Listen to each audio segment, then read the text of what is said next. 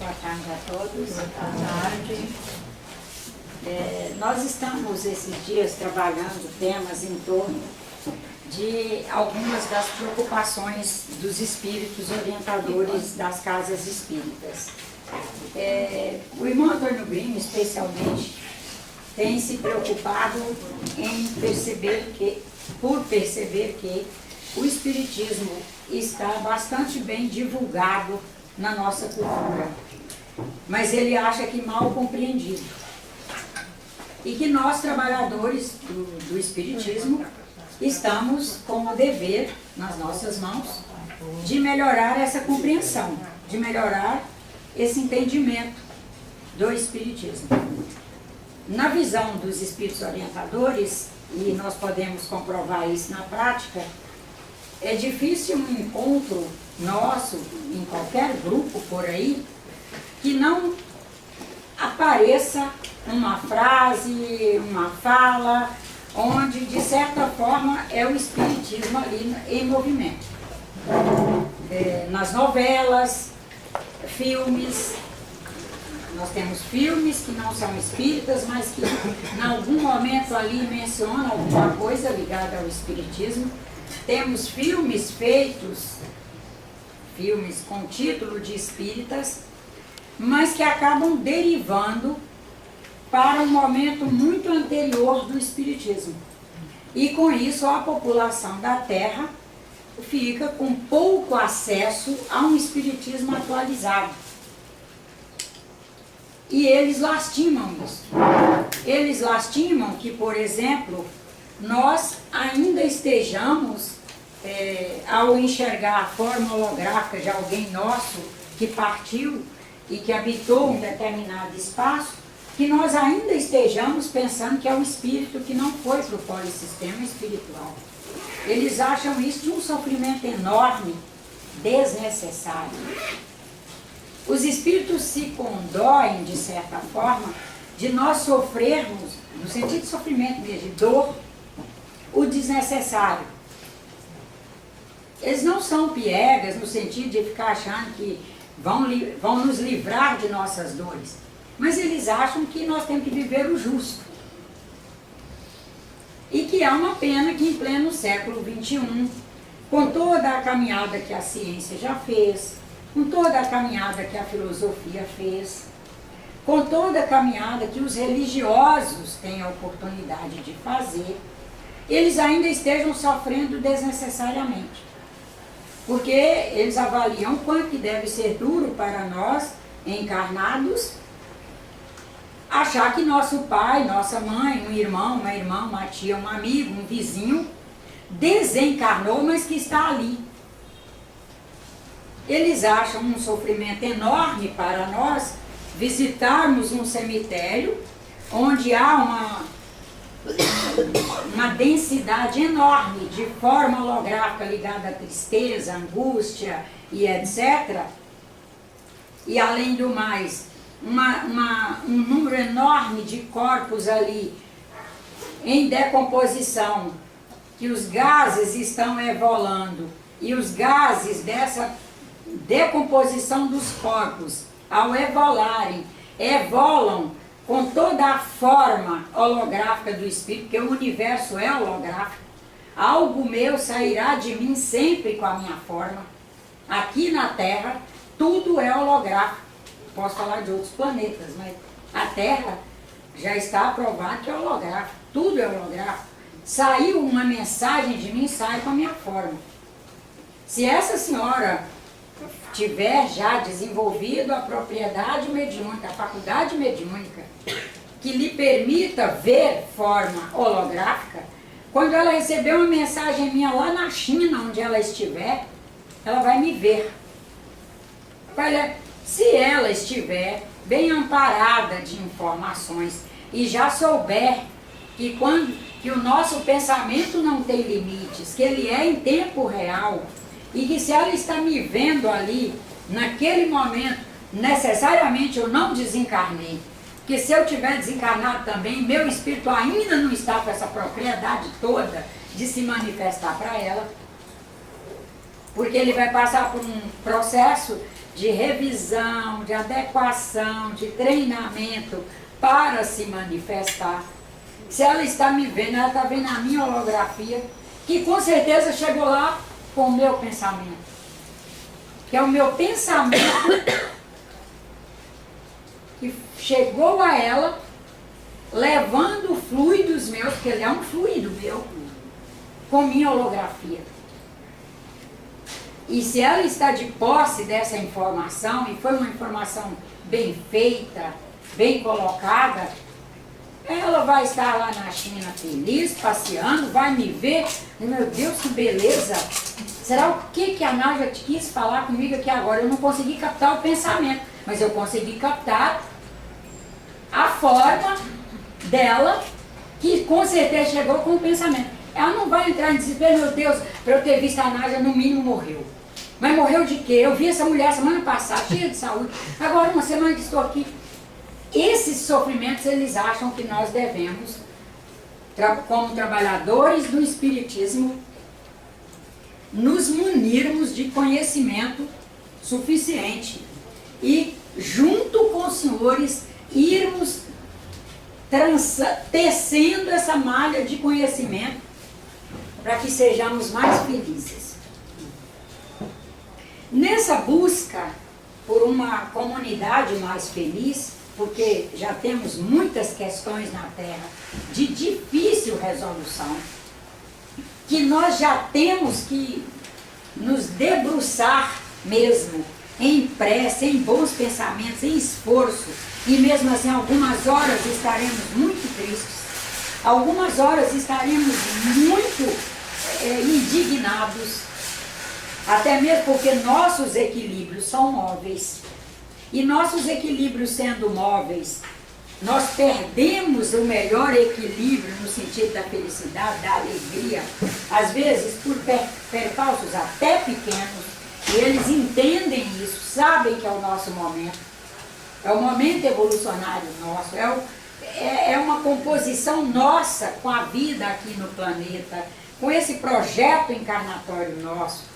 Então, diante deles reconhecerem essas questões todas, eles têm nos pedido para trabalhar não o espiritismo que fica dizendo que espírito desencarnou em tal época e que agora está encarnando em tal lugar. Não no sentido de um espiritismo que a pessoa vá à casa espírita buscar falar com mortos, mas que ela vá buscar falar com a vida. E que ela encontre nesse espaço material, afetivo, social, psicossocial, material ligado ao cognoscional, à informação, o conhecimento, a construção da sabedoria, que permita a ela falar sempre com vivos. Vou hoje falar com o meu desencarnado, mas é sabendo que ele é vivo. Voltei do velório do meu ente querido e eu tenho que chamar a Lígia para me ajudar, desocupar os guarda-roupas, desocupar as sapateiras, desocupar a cozinha, distribuir e encaminhar esses pertences para os espaços que forem mais pertinentes, sabendo que estamos retirando os pertences de um espírito que, por estar encarnado, aquilo era útil a ele, e que por ele estar desencarnado agora, não é útil a ele, e irá para outros que estão encarnados e que aqueles pertences são úteis. Mas saber que esse desencarnado está vivo, continua vivo, e que nós falamos com eles através da prece, através dos bons sentimentos, através da gratidão. Mas para isso nós temos que melhorar umas coisas em nós, que é um dos objetivos hoje, a visão de livre-arbítrio.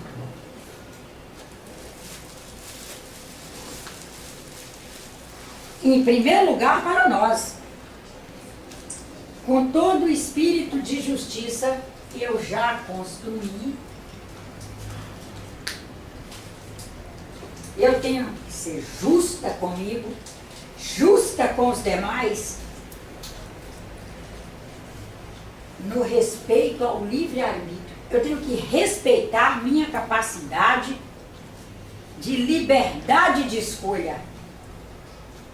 E às vezes cobrar de mim uma liberdade melhorada. Liberdade de pessoa. Porque às vezes nós ficamos na liberdade de cultura.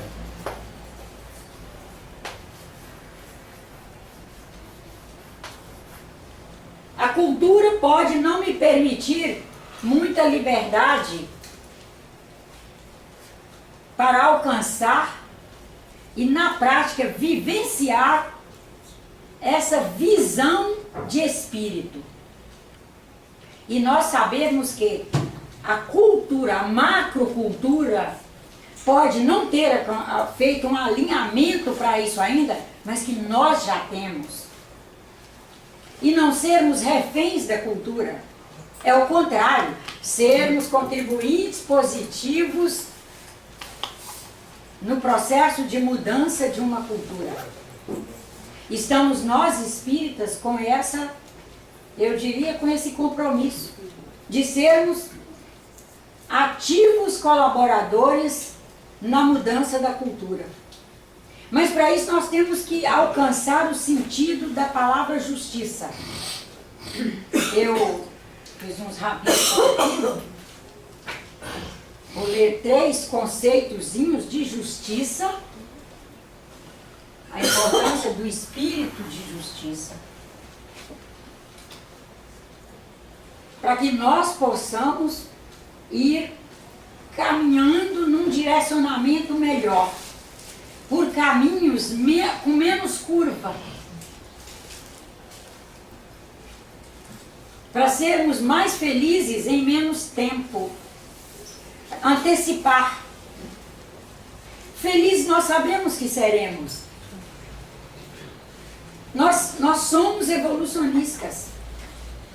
E está aí todo mundo que estuda para valer mesmo, tanto na área da ciência como da filosofia, todos eles estão praticamente uníssonos em alcançar essa questão da evolução.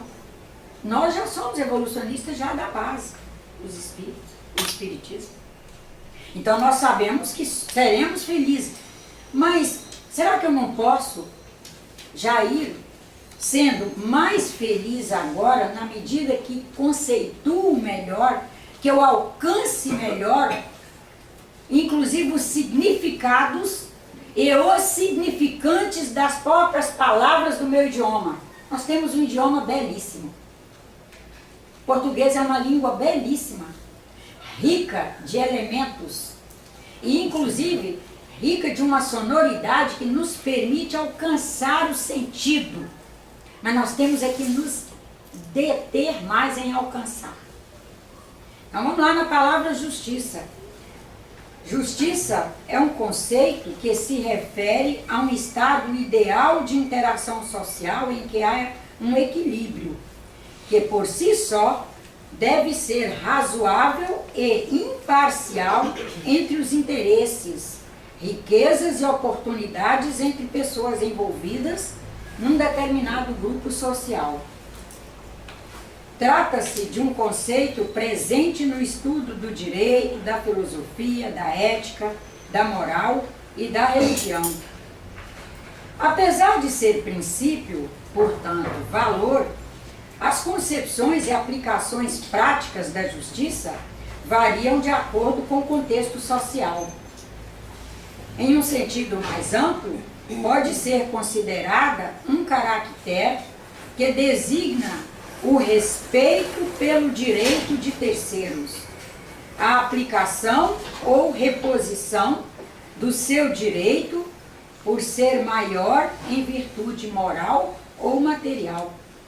A justiça pode, assim, ser reconhecida por mecanismos práticos, por mecanismos automáticos ou por mecanismos intuitivos nas relações sociais.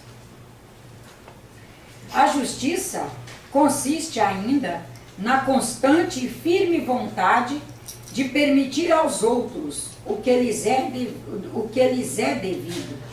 Assim, é justo com o outro aquele que o permite ser naquele momento o que é, guardadas as devidas cautelas, o devido respeito à dignidade e, sobretudo, a nossa predisposição em sermos colaboradores uns dos outros para que possamos agir no melhor que já alcançamos. Por exemplo, é justo que alguém sem autodeterminação e sem autocontrole para viver em liberdade seja dignamente recluso. Mas qual a forma de reclusão? É justo que nós nos afastemos de alguém quando percebemos que não somos capazes de nos relacionar com ele adequadamente, permitindo-nos que na nossa liberdade, juntos, estejamos construindo um grupo mais digno do que antes, separados. Mas é justo separarmos e excluirmos irmãos a qualquer momento, de qualquer jeito? Aí entra o nosso cuidado na nossa liberdade de ser, na nossa liberdade de agir. Eu vou ler agora um trecho de livre-arbítrio do Livro dos Espíritos, que é a justiça, que é o início do nosso título. Agora vamos ver como que a nossa obra básica conceitua livre-arbítrio. Livre-arbítrio. O homem tem livre-arbítrio em seus atos? Pois que tem a liberdade de pensar, tem a liberdade de agir. Sem o livre-arbítrio, o homem seria uma máquina. O homem goza de livre-arbítrio desde o nascimento. Ele tem a liberdade de agir, desde que tenha a vontade de o fazer. Nas primeiras fases da vida, aqui na Terra, sua liberdade é restrita. Ela se desenvolve e muda de objeto com o desenvolvimento e a expressão de suas faculdades. Estando os pensamentos da criança em relação com as suas necessidades da idade, ela aplica o seu livre-arbítrio às coisas que lhe são necessárias, muito do ponto de vista físico e no atendimento de tais necessidades. As predisposições instintivas que o homem traz ao nascer não são um obstáculo ao exercício do seu livre-arbítrio? As predisposições instintivas são as do espírito antes da sua encarnação. Conforme for ele mais ou menos adiantado, elas podem impedi-lo a atos repreensíveis, no que ele será sempre secundado por espíritos que simpatizem com suas disposições. Mas não há arrastamento irresistível quando se tem a vontade de resistir. Lembrai-vos de que querer é poder. O organismo não influi nos atos da vida aqui na Terra, e se influi, não o faz com prejuízo do livre-arbítrio? Olha que pergunta boa. Vou reler a pergunta, porque ela é interessantíssima, especialmente dentro da nossa cultura. O organismo não influi nos atos da vida?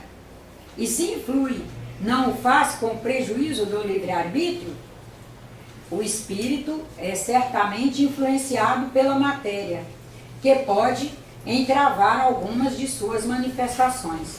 Eis porque, nos mundos em que os corpos são menos materiais do que na Terra, as faculdades se desenvolvem com mais liberdade.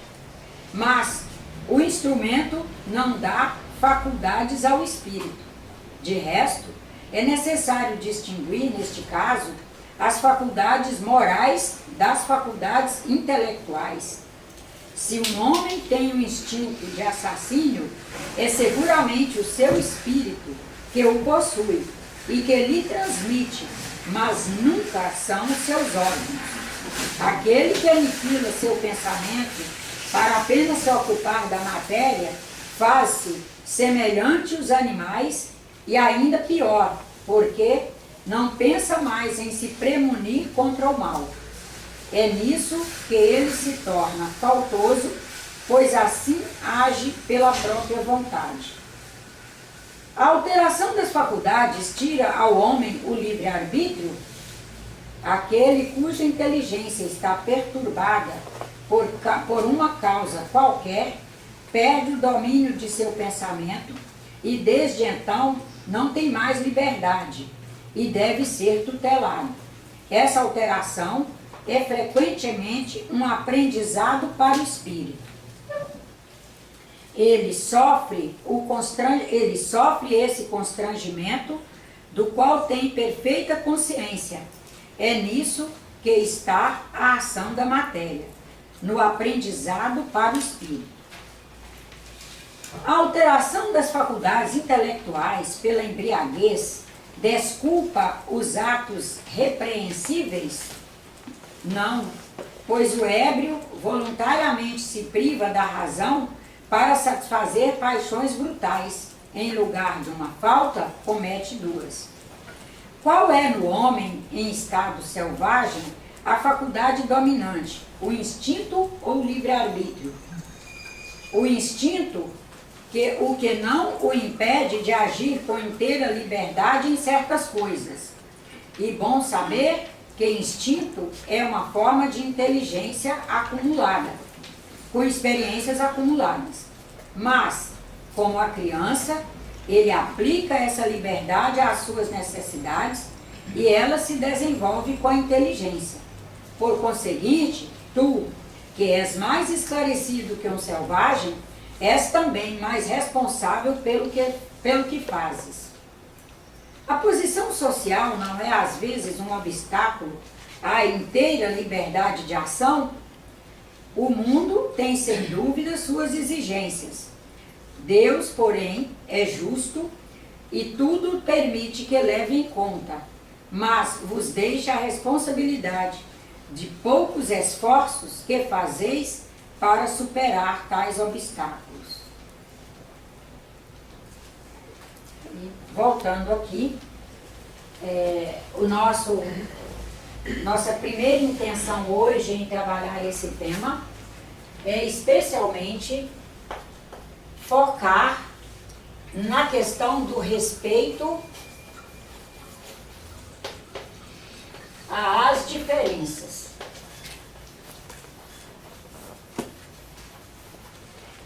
Porque como são temas muito amplos, então é melhor a gente focar um viés e aos poucos a gente vai trabalhando.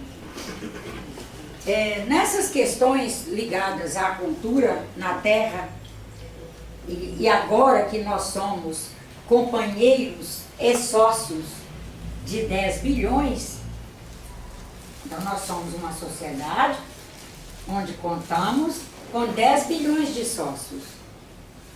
Quando nós éramos 10 pessoas na Terra, ela tinha este tamanho. Quando nós éramos 10 mil pessoas, ela tinha este tamanho.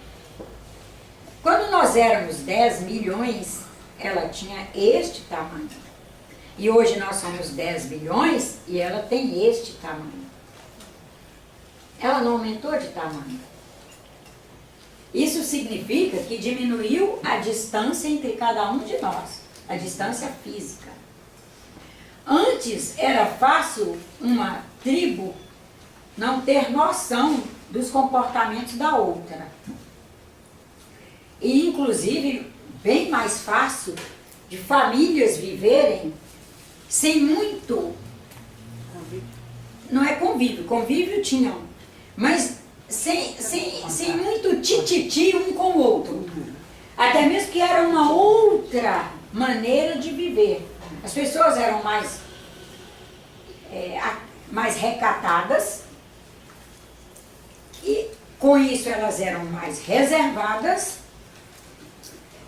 E com isso, elas mantinham a sua certa autonomia. O viver muito próximo fez com que nós perdêssemos bastante o recato.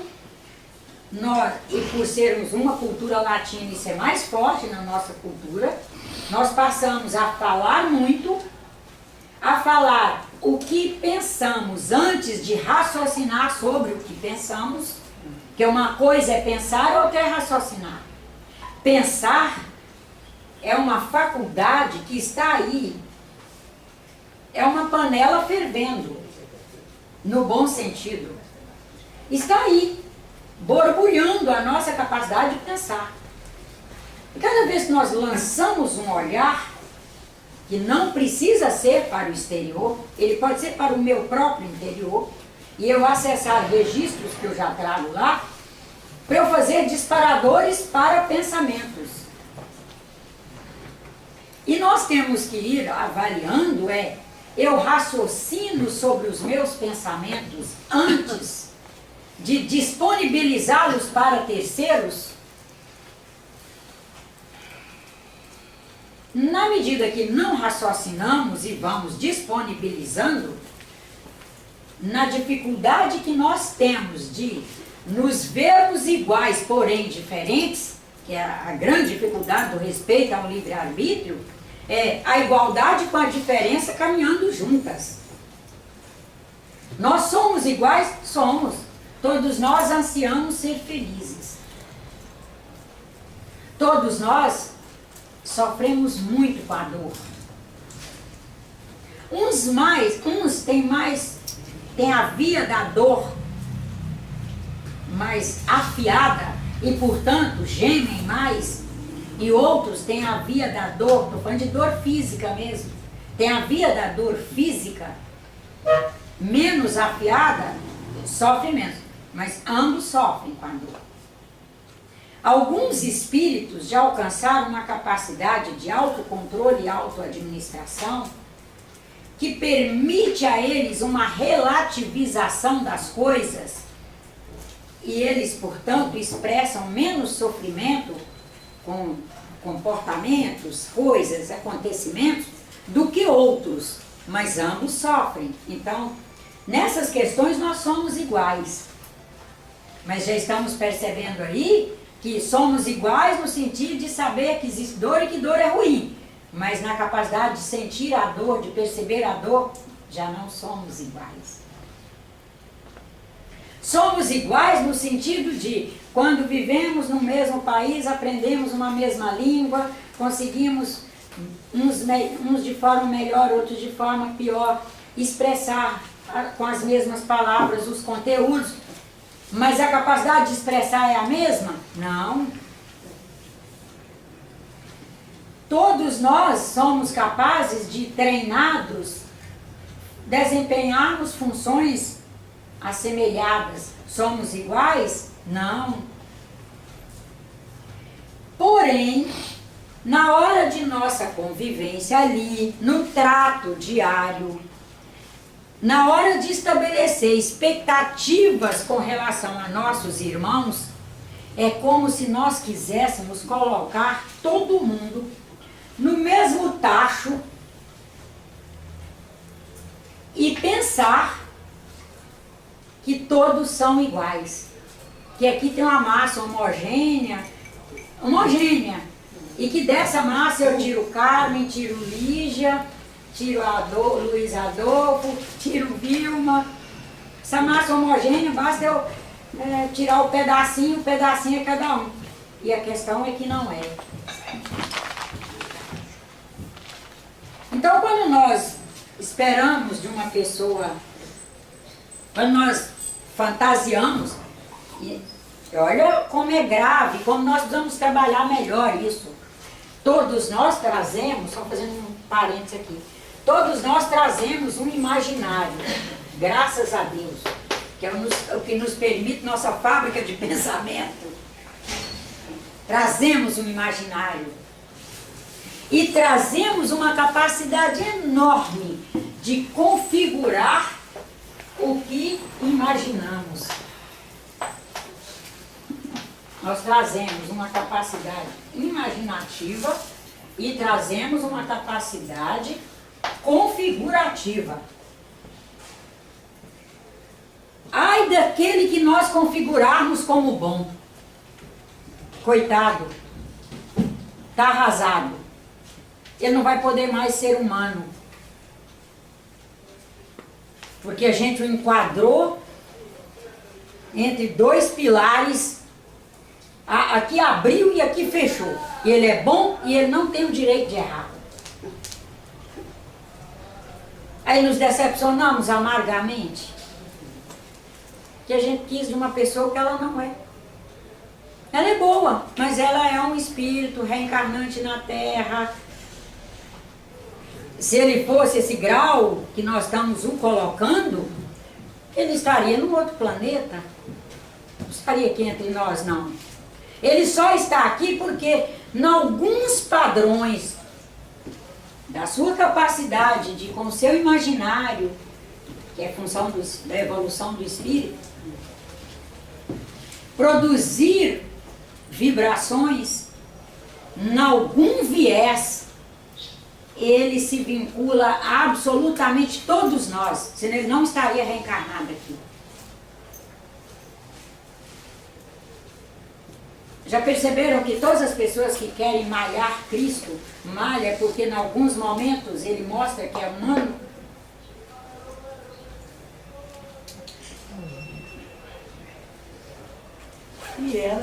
E é humano. E ele fez questão de deixar isso claro. E todos os grandes lumiares da humanidade fazem questão de deixar claro que são humanos.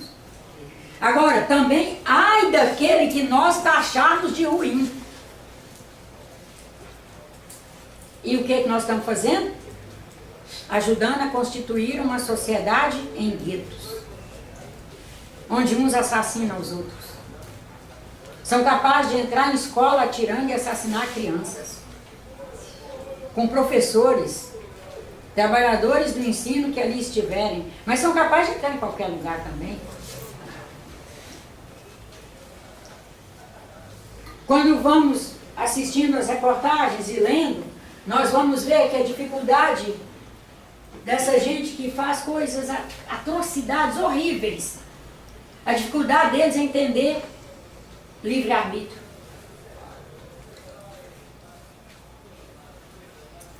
Se formos olhar esses que agridem políticos, são capazes de chegar com uma facada, com uma faca, e que é usada para cortar alimentos e passa a cortar gente, lá na base está a dificuldade de respeitar o jeito muito pessoal que cada um tem de ser. E está aí nosso grande trunfo, que é conseguirmos nos administrar, especialmente em família e em trabalho, colocando as pedras nos seus lugares sem atirarmos pedras. Nós temos que o tempo todo colocar a pedra no seu lugar. E colocando as pedrinhas ali. E elas saem do lugar. E elas desencaixam. E vem um vento. Vem o vento. O vento é uma notícia, o vento é um evento, seja lá o que, e sai de novo. E a gente tem que ir lá e recolocar. A vida em família, mesma coisa. E nossa grande dificuldade em família é a mesma. É porque a gente quer que o outro nasceu da mesma mãe e do mesmo pai, teve as mesmas possibilidades que nós, e que então a gente é um grupo homogêneo. Não, nós não somos. Nós não vemos um exemplo de homogeneidade no planeta. De onde nós tiramos essa ideia de ter homogeneidade? Você olha um pé de acerola, ele tem galho lindo para cima, mas ele tem uns desmininguidos para baixo. Ele tem um que se espraiou, mas e você vai ter que, se quiser passar ali, vai ter que ir lá e domar o que foi para onde vai te espinhar. Existem umas plantas que a gente até pensaria assim, nessa o heterogêneo é menor, é o mamão. Você planta, ele vai, ele até tenta ir reto, mas você chega e vai vendo que ele tem suas diferenças. E ele começa a brotar mamão, estão todos enfileiradinhos, e ali arrumadinhos, e você imagina, vai vir todo mundo assemelhado pelo jeito da flor, o tamanho. Não, cada um vem mais barrigudo, o outro mais fininho, e o outro mais comprido, e é o heterogêneo.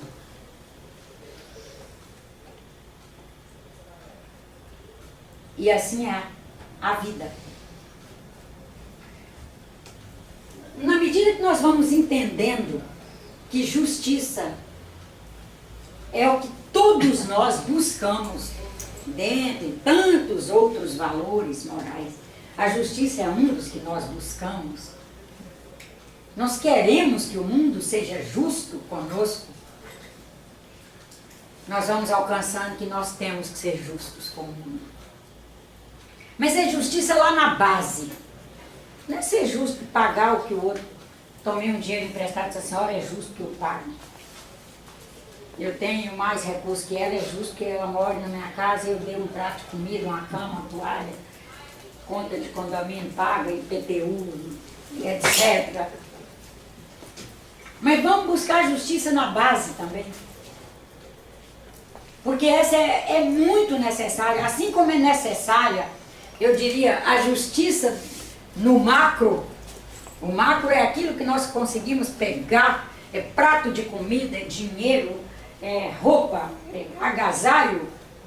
Mas nós temos que ser justos nos conceitos.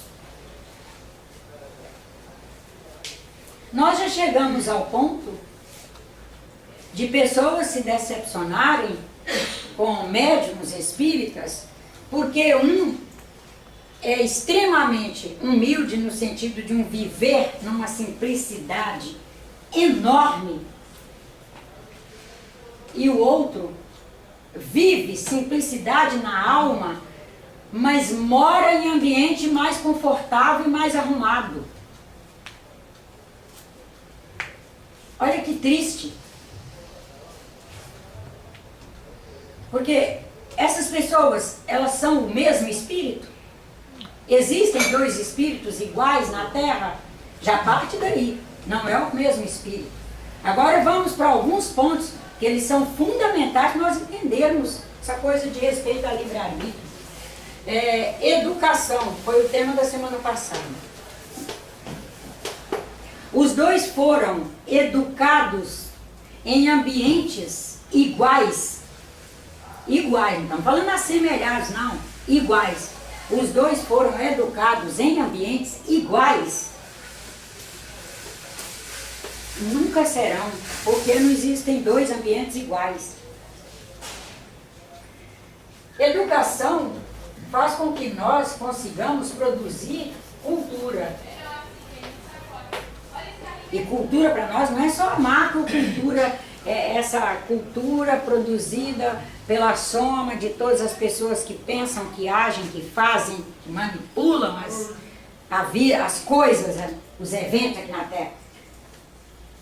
É cultura no sentido de um caldo cultural que nós produzimos dentro de nós, nos mergulhamos nele e dele abstraímos para fazer os trabalhos que queremos. Nós o tempo todo vivemos essa coisa maravilhosa, um caldo cultural ambulante, um espírito aqui, em cada um aí, se administrando frente a um enorme caldo cultural, a sociedade humana e as leis cósmicas e a energia cósmica, que é um outro caldo cultural maravilhoso. Isso tudo está acontecendo, vivendo ali, se administrando simultaneamente, mergulhados numa coisa que se chama extramental, que é o conjunto de todos os saberes, de todas as informações, de tudo que já se fez e pensou aqui na Terra. E quando nós falamos na Terra, nós estamos falando dos dois polissistemas, o espiritual e o material. É nós encarnados, com uma pleiade de espíritos desencarnados, são pensantes, são trabalhadores, agem, dissipam essas informações e esse caldo cultural do trabalho deles, e nós, o nosso, e nós estamos aí mergulhados nesse caldo cultural maravilhoso. Isso permite que, como cada um é um, consegue, pela paralaxe mediúnica, enxergar níveis diferentes da realidade, faz com que cada um de nós agencie sua vida, dirija sua vida de uma maneira muito singular, que não vai dar para ninguém esperar de nós a igualdade com relação a ele. E não dá a nós sequer o direito de esperar isso de outro. No exemplo aqui de médiuns, imagina que a Nájila encarnou lá no Vale do Jequitinhonha, aprendeu desde cedo a viver o mais simples possível e vem a trabalhar no Centro Espírita Dr. Leocádio Zé Correia, e aí encontra um médium que já reencarnou na segunda maior capital do país, o Rio de Janeiro, numa família de pessoas que já tinha, por exemplo, um status cultural bom no sentido acadêmico, desde cedo ali, né? Aquele caldo cultural acadêmico. Viajou desde cedo, Europa, Estados Unidos, Canadá, China, Rússia, etc. Tchecoslováquia. Igrejas maravilhosas, espaços culturais maravilhosos, Museu de Antropologia do México, Patagônia chilena, deserto de sal da Bolívia. E essa pessoa, se munindo dessas informações todas, museu aqui, museu dali, e ela desenvolve um gosto por obras de arte e arte. Ela pode ser 10 vezes mais humilde do que eu, em matéria de humildade de espírito. Quando chegarmos na casa da Nájila, a Nájila, que é 10 vezes menos humilde do que ela, vai estar numa casa extremamente parecida com o meio rural. Não aprendeu a gostar de tapete, não vai gostar mais, nem usa. Se usar, pensa que aquilo vai encher de poeira, que tem fungo, que dá trabalho para limpar, que limpar o taco é muito mais fácil, porque corre um pano com água e sabão. Alérgica. Que vai dar alergia. Eu não uso. Os quadros. Ah, não, esse quadro aqui tá ótimo. Esse quadro a gente enjoou dele. Comprou. Não, mas eu não enjoei, eu não enjoo de nada. Pra que eu vou trocar? Chegou, tia, mas essa cama é de quando casou. Eu vou trocar pra quê? A cama tá boa, não tem cupim. Tá ótima. Eu vou trocar por uma que vai dar cupim. É de um meio que não usava trocar nada, e a educação foi se fazendo ali. E educação é valor. O outro, muito mais humilde, dedica muito de, inclusive, herança de família e etc. E um poder até de arrebanhar a gente para doar para obra social e tal. E ela doa e faz e acontece, mas a casa dela vai ser dentro do padrão coerente com o caldo cultural que ela se reconhece. Nós, às vezes, temos dificuldade em respeito ao livre-arbítrio, porque temos dificuldade de avaliar auto-reconhecimento. A pessoa se reconhecer naquilo. Além de conhecer, ela tem que reconhecer. Se ela, às vezes, nem conhece. Aquela pessoa que foi criada naquele substrato, nós estamos ainda com o país rico em centros que nunca pararam para ler um pouco sobre extrato e substrato.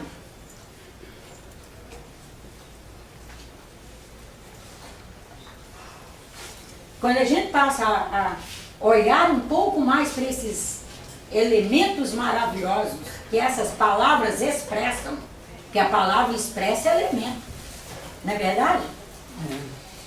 A palavra expressa elementos. Na medida que a gente olhar mais cuidadosamente para o que essas palavras maravilhosamente expressam, nós vamos conseguindo, graças a Deus e com muita fé em Deus, conseguiremos espírito de justiça suficiente em ação para respeitar o livre-arbítrio de nossos irmãos. Respeitar, no entendimento espírita, não é que vamos pôr a mão posta e dizer amém, que vamos bater palminha para o erro. Não é isso. Nós só não vamos nos matar de adrenalina. E quando nós nos matamos de adrenalina, nós somos capazes de nos tornar até assassinos de terceiros. A adrenalina, ela tem essa capacidade e ela é feita para isso. Deus permite que existam substâncias no planeta em fácil acesso de produção, tá? Cada um traz a máquina de produção de adrenalina prontinha para nos mobilizar para a ação. Só que nós, como espíritos, somos os autores, os diretores, os agenciadores, nós somos os administradores dessa máquina. E o dia inteiro nós produzimos a adrenalina necessária para me colocar aqui em movimento. Eu tenho que ter. É um neurotransmissor necessário para eu estar aqui no movimento. Para eu ter a coragem de abrir minha boca diante dos senhores. Ter energia suficiente para, se alguém chegar e disser que alguém caiu ali fora, correr e acudir. Se alguém chegar e disser, há um perigo iminente nesta porta, correr rapidamente, trancar a porta, vir aqui, ver o que é preciso, vamos embora, vamos fazer, ela é para isso. Mas nós temos que aprender a nos administrar. Para que ela não faça com que nós percamos o equilíbrio nas nossas avaliações. E sermos espíritas de verdade. O espiritismo é um movimento da doutrina em nossas mãos. A doutrina é social, por excelência. É ciência, ou seja, temos que o tempo todo nos mobilizar para frente para alcançar o que a ciência está alcançando e fazer nossas renovações, fazer nossas autoatualizações.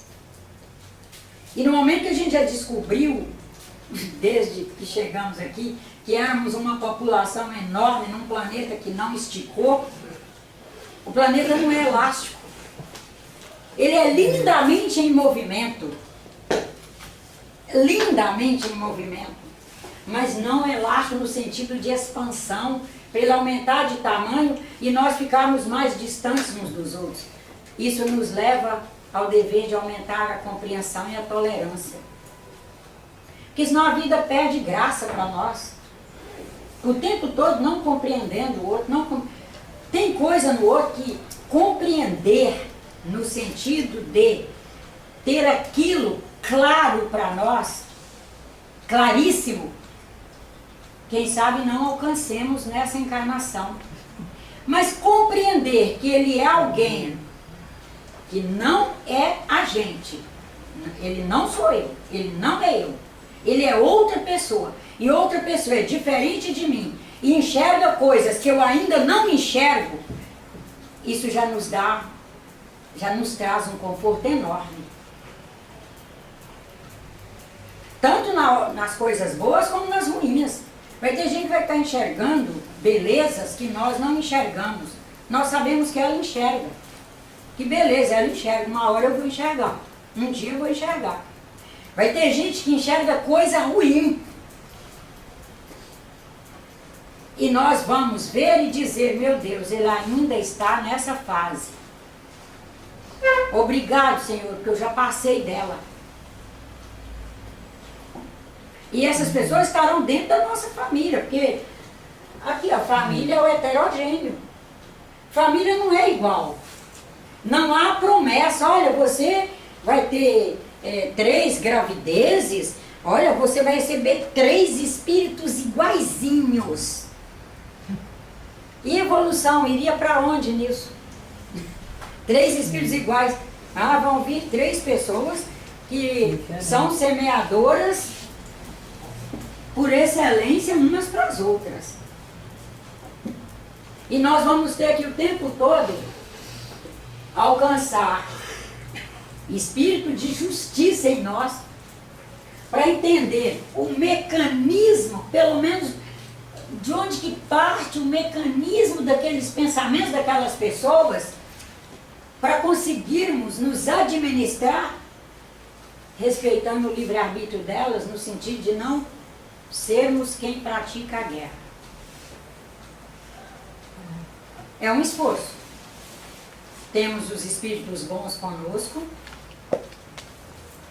temos a imanência do Pai em nós, temos muito material de qualidade impresso na Terra, seja nas telas de nossos celulares, impresso nos nossos computadores, impresso em livros, impresso em obras de arte. É a gente saber separar o joio do trigo e dedicar mais tempo a esse material de qualidade. Ele está aí.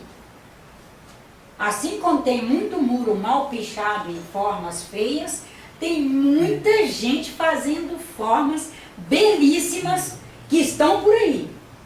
Estão nas cidades, estão espalhadas pelas ruas nas cidades, estão fora dos museus. Fora do país. Fora do país. Fora do país. Lindas, tem uma de Lindas. Estados Unidos, linda. Lindas. Brasileiro.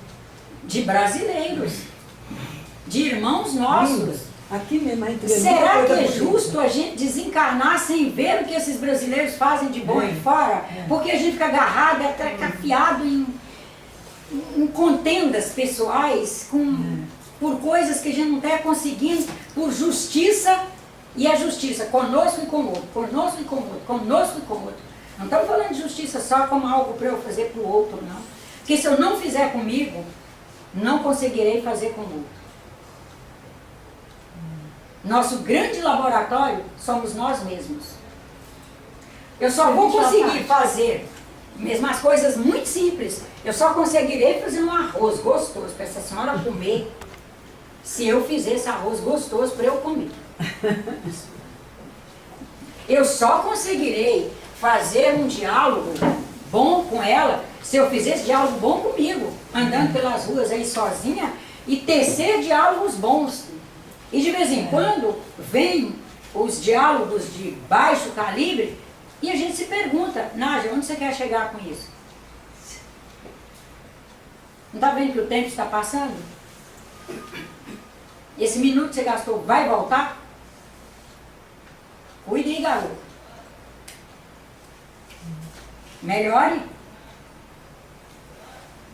E nesse livre-arbítrio, eu já vou tirar. Então, nesse respeito ao livre-arbítrio, nós temos a bondade de pensar que alguns irmãos nossos alcançaram um viés de sofrimento, até por má administração de livre-arbítrio e de relacionamento com pessoas com dificuldade de respeitar livre-arbítrio, etc, etc.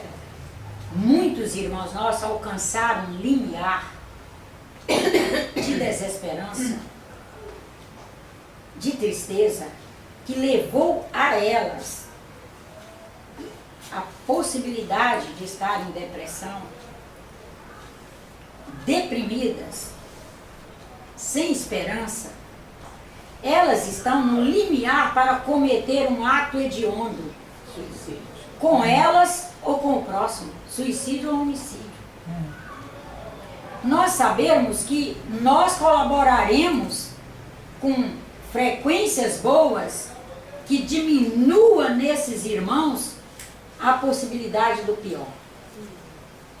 Não estamos dizendo que somos capazes de resolver todas as questões da Terra, mas nós somos capazes de disponibilizar o nosso melhor. E é o que nos vai nos trazer alegria. A convicção de que, no que depende de mim, da minha capacidade de me administrar, eu tenho tentado fazer o meu melhor. Porque duro é nós sabermos de coisas horríveis acontecendo e em algum momento da nossa caminhada que nós alcançarmos um pouquinho mais de capacidade de reflexão, de meditação, uma capacidade um pouco melhor de prece e nós percebermos que fomos contribuintes para aquilo. O grande trabalho dos espíritos hoje é nos trazer elementos que nos levem a fazer o nosso melhor em qualquer frente que estivermos, para termos a certeza de que eu fiz o meu melhor, porque eu sabia fazer, porque eu podia fazer, eu realmente me esforcei. Aí nós vamos conseguir administrar melhor, seja lá o que for. Pois não. Eu ontem divulguei para alguns amigos uma matéria sobre este senhor que ganhou, que é físico. Ah, o Glazer. Entendeu? Falando, né, algumas coisas sobre ele e dando inclusive um site para que as pessoas o conhecessem melhor. E no mesmo e-mail eu coloquei também, divulguei também a professora lá de São Paulo, que os alunos não iam para as aulas porque estava chovendo e tinha muito lixo nas ruas, e ela mandou que eles levassem o lixo e quase ganhou uma premiação importantíssima, né, mas ficou entre as 10. E hoje eu recebi da Espanha, né, um desses amigos, que aliás eu trouxe ele uma vez aqui quando ele veio visitar o Rio, ele é matemático. Então eu mandei para ele também. Aí ele, hoje, logo cedo, disse assim: Carmen, te agradeço muito essa matéria que você me enviou. Se você tiver alguma coisa a mais a respeito do senhor, me passe. Eu já estava no computador, entrei, colhi alguma coisa e enviei para ele. Uns 20 minutos depois, ele me mandou uma mensagem e dizendo assim: eu te agradeço demais ter me ajudado, porque, afinal de contas, eu vou fazer uma reflexão maior sobre todo o conhecimento que eu tinha e tirar algumas conclusões, e tenho certeza que vou evoluir com o que você me mandou. E aí eu respondi para ele que quando eu enviei essa matéria para ele, eu enviei para várias outras pessoas. E que o meu intuito, quando eu envio o meu material, é fazer justamente com que as pessoas acham como ele estava agindo. Entendeu? Reflexionar sobre o assunto, mudar determinadas posições e com isso evoluir. Porque, afinal de contas, é uma obrigação do ser humano contribuir para a sua evolução e para a evolução dos demais. Isso. Muito bonita mensagem. E uma coisa que você, quando falou ali da parte da mensagem, né, que foi o quê, meu Deus? Agora eu fugi. Você mencionou que a palavra, né, que as palavras são... Como você disse? Expressam elementos. Exatamente, que as palavras são expressões. E aí a gente trabalha esse elemento e passa a expressar novos comportamentos. Me recordou uma coisa. Uma vez eu recebi uma visita na minha casa, coisa muito rara, porque eu não paro tanto. E quando ela entrou assim, que passou na sala, ela disse assim: Carmen, a sua casa é um museu. Porque eu tenho mania de colecionar, viajo, trago coisas e vai, parede, móveis e tudo, é um museu mesmo. Aí eu respondi para ela assim: mas eu sou um museu, ou você pensa que eu estou pela primeira vez nesse planeta? É, isso mesmo. Estamos aí. Expressão, a palavra e a expressão. Eu gosto. Eu acho que você gosta, tem que fazer. Ela Isso gosta... Exatamente. Eu acho assim, porque eu gosto de uma coisa... Agora, tem gente o outro que chega- pode gostar de uma casa que é chega chamada pra mim e diz clean, assim, com pouquíssima você tem coisa. isso, porque eu gosto. Senão eu não tinha. E um outro pode ter muito dinheiro e gostar de uma casa sem nada. Uma mesa, 4 cadeiras, um fogão, uma geladeira e uma cama. Eu detesto cheio de... Olha, Principalmente para você trabalhar. E nós não vamos poder dizer para ele, com todo o dinheiro que você tem em sua casa, só tem isso. É o livre-arbítrio, é a liberdade dele de escolher como ele quer viver. Né? O Aidan tinha um único terno que era para ele não perder tempo trocando de terno. Hã? Era, você sabe disso? Era sempre o mesmo casaco, tudo era o mesmo, para ele não perder tempo procurando nada, trocando nada. E nós ainda estamos nessa dificuldade. Em fatos reais mesmo, nossa, quanto tempo está com esse brinco na orelha, hein? Me perguntar assim, você Não, eu esqueceu estou de colocar o dizendo outro. de situações práticas, reais, que existem mesmo. Ah, não, eu não vou perder tempo trocando de brinco. Você esqueceu de Até que ele quebre, é esse. Dia que quebrar, vai por outro. Ou então, não ter brinco. É isso, né? Nós queremos aproveitar esse momento aqui para divulgar terça-feira próxima.